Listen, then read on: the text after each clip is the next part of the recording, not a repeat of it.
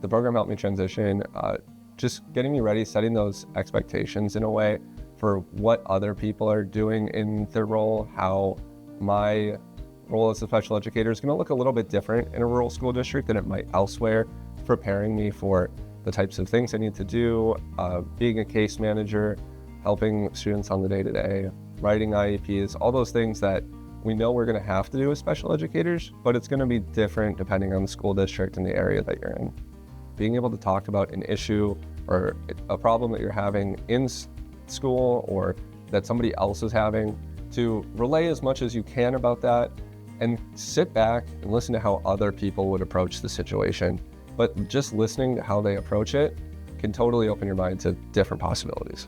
A lot of our directors come. It's a really good time to get updates on what's happening throughout the state in regard to special ed and pupil services. It's really been helpful in helping those teachers feel more confident too and wanting to stay in the profession. We have had turnover in special education, a lot of retirees and things like that. And what we found is we're hiring a lot of people who are still completing student teaching, or they're coming back into education from being out in a different field, but wanting to work in special education. And so this was a way to layer on some support for these new people to become wonderful teachers and to have good skills and network with others who are, again, learning to be special ed teachers. This is my first time really participating in any sort of induction or really community building type thing, which was really cool to be a part of.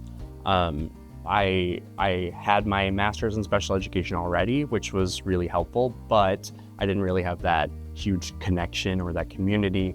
Just listening to other people, you know, I have this experience and I have the education. So a lot of times I want to jump in and offer what I know. But I think in this situation, it was really nice because I was able to just take a step back, listen to the newer teachers who maybe are on a emergency license or a license with stipulations, and listen to some of the things that they're having challenges with. And being able to listen to all of those outside perspectives was really great in synthesizing all of that info. Coaching was phenomenal because it didn't feel like, you know, my boss is trying to tell me this is what's best for the district, make sure you're doing this and this and this, blah, blah, blah. It felt like I was actually getting, okay, here's what maybe best practice would say. Here's listening to your situation. This is what I would do. I've been really, really impressed with the level of high quality professional development that they provide for our young teachers or new to the field teachers.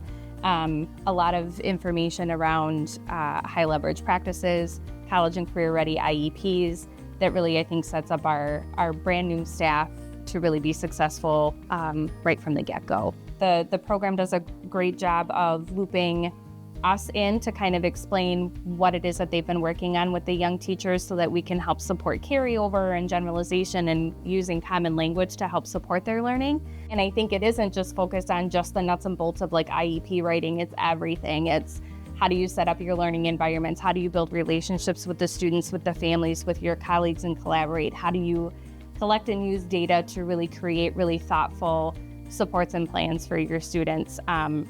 So I think it's hard to put a price tag on what we get in terms of a return on investment because it is so wonderful.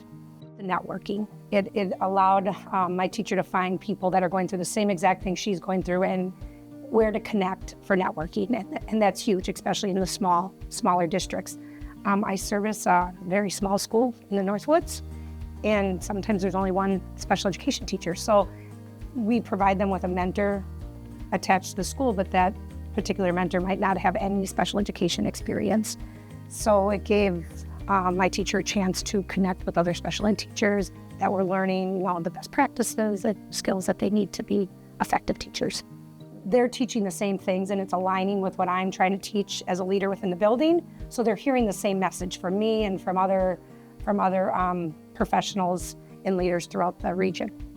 It really helps me too because we can't do it all. One person can't do it all. So it gives my teachers the support and it gives them somebody else to reach out to if I'm not available at that moment, or if maybe they don't like the answer I give them, it gives them somebody else to reach out to and and they're hearing that same message that really is around best practices for students. Really a win-win program. We get paid, our district gets paid for sending people to the program, so it's not a cost. It's a free professional development program, and it gives our teachers the networking and the group support that they need, but it also just gives them the skills that they need.